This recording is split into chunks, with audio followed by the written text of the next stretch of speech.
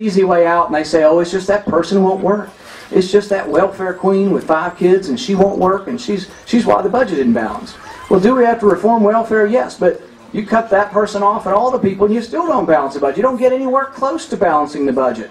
If you look at it truthfully, if you want to know where the welfare spending is going, there is more corporate welfare in Washington than welfare going to poor people. You have to look at welfare across the board and not define it as just the poor person. There is welfare, corporate welfare, across the board.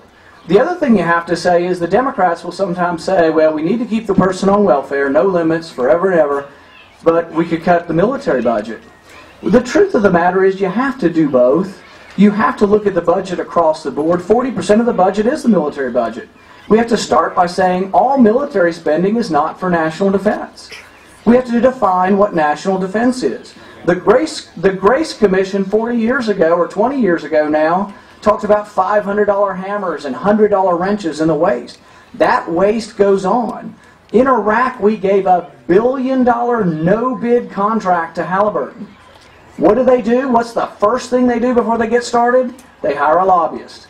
He gets $1 million, or she gets $1 million. What does she do? She goes back to Washington as soon as they get the contract, and he or she holds the hand out and says, please, sir, can I have some more, sir? It's what it's all about. I propose one thing that we can do to reform all of finances.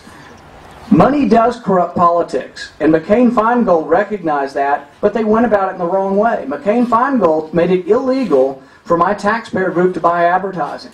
That is un-American, against the First Amendment, and atrocious. Within 60 days of the election, I cannot buy an ad criticizing my congressman for his votes. Illegal in America. They tell me paid speech is different than the speech that the newspaper has. But the newspaper's editorial board, they had to pay for a printing press. They've got to pay to print the newspaper. How is that not just paid political speech also? They get to use their presses, but I can't even buy to use their presses. There is a way to reform campaign finance, though. I say make it part of a contract. When you sign up to get a federal contract, I say if the contract is for more than $1 million, we make a clause in the contract. This isn't something they have to do. They only have to do it if they want the money, if they want the contract. You make a clause in the contract saying, I agree not to lobby Congress during the terms of my contract. I think that is a contractual arrangement and doesn't infringe on the First Amendment.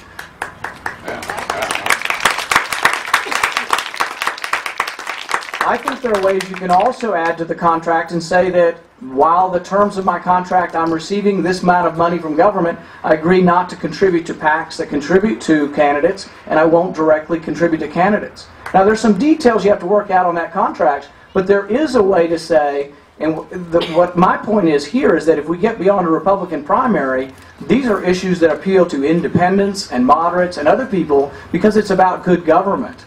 And there are ways to reform government that appeal to a lot of people beyond our crowd or the limited government crowd or the Republican Party. So there are ways that our message can be very appealing in a general election that I think we can do very well.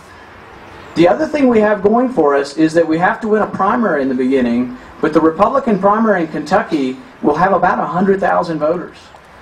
That's not many. That's a small number of people for a Senate seat. You contrast that with most states like California or New York where it's millions of people and you can't even run in California without $50 million. I think we can run a credible race in Kentucky with $2 million in the primary. Probably need another 5 to 7 in the fall. But $2 million will get you press and will get you in the news in a primary. The other thing about a primary of 100,000 is if it's a 3 or 4-way race, you might win with 30,000 votes. I know people out there, I've met a lot of you before, I know how hard you will work and how you really believe. Most of the other people don't have true believers. They might want to support somebody because they might get a federal contract, or they might get to shake their hand at a big ball with a black tie affair and that kind of thing, but they don't believe in anything. We believe in something, and I think we're motivated enough that we go out and knock on doors. I've seen people, you guys hand out videos about the government, what the government's doing. You guys are motivated. You go out and work hard for someone you believe in. We could win a primary in Kentucky. One thing I'd like to close with is some good news. My dad's been in Washington for 30 years, and you know what? He hadn't gotten many pieces of legislation passed. But the one good thing, some people said, oh, we lost, and if we'd just done this, we could have won. I'm not sure there was anything we could have done to win, to tell you the truth. But I think we did win in one way. Those of us who have felt disenfranchised, that we didn't have a representative from either party that ever said something that we could agree with, we now have a national spokesman who routinely, on a day-to-day basis, is interviewed by the mainstream media and does get our viewpoint out.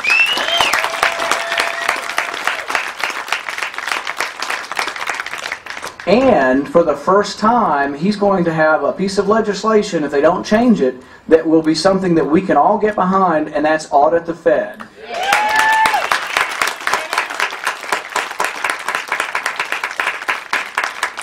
This thing has a lot of momentum. 175 co-sponsors the last time I looked. If you get 218, they can't even stop you. It's called a discharge position and it has to be voted on. But I don't even think we're going to need 218. Barney Frank is the chairman of the committee that it goes before, and he's agreed to have a hearing. It hasn't been scheduled. I've talked to people on my dad's staff. They say if it passes the committee, they think it'll pass the House. I think you can see it in the eyes of Bernanke. When he comes before the committee, the last time my dad grilled him, it was amazing. You could see in his eyes, they're concerned there could be limitations for the first time placed on the Federal Reserve.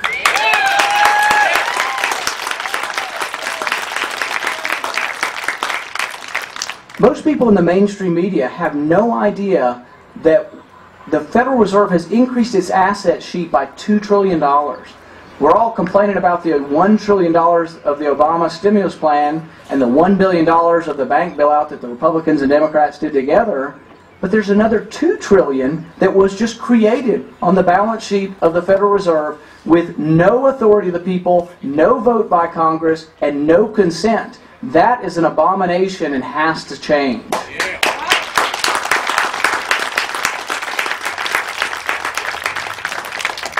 I think there will be a vote, and I think this is a huge step forward, and we'll see what happens with this, but that's due to a lot of people out there. I don't think Alan Brown's here today, but from Bardstown, his family, he came down to Bowling Green to something we had recently, brought 53 petitions to give to our local congressman, and I don't know if he was the tipping point, but 1 or 2 days later, our local congressman in Bowling Green signed on to audit the Fed bill. I was in Minneapolis recently. They turned in 400 petitions to their local congressman's office. And most of the time you don't get to meet the congressman, but it does have an impact. The woman in the office said they had never, ever in 20 years received any petitions. You get those national things, you know, these internet things, and I don't think they pay as much attention to those because they know they're real easy to generate. But someone who actually printed a petition, got 50 or 100 of their friends to sign, showed up at the congressional office and turned it in, it makes a difference. They see an impact of people who are concerned about this, and it's not the final cure, but it is a step in the right direction. And I want to thank everybody out there for everything you've done for House Bill 1207.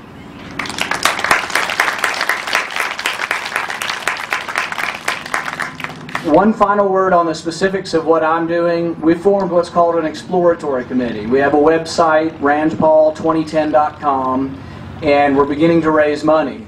It's not an absolute that we've declared for office. We are still sort of in this limbo land of seeing what happens with Jim Bunning.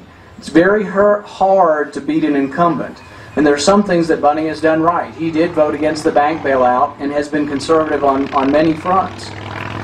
We're not sure what's going to happen, but I'm having more and more trouble meeting any Republican in Kentucky who believes he's running. He's now told another candidate from Northern Kentucky, the same area, the same group of people, that, oh yeah, go ahead and form an exploratory committee, I don't care. But he's also said he won't run if he doesn't raise the money, and he's struggling raising money. If you're struggling to raise money, why would you else to run that's going to compete with you for funds? Something doesn't add up. A lot of people think that he's just not going to run. There'll be another report in another month and it may not happen. We're laying the foundation because we think there will be a race. I'm fairly well convinced there will be a race, but we're calling it an exploratory committee in the beginning to try to raise enough money to show people that we can put on a credible campaign. Not only do we have our website, I've already scheduled a trip to Texas for fundraising, Florida for fundraising, California for fundraising, and New York City for fundraising.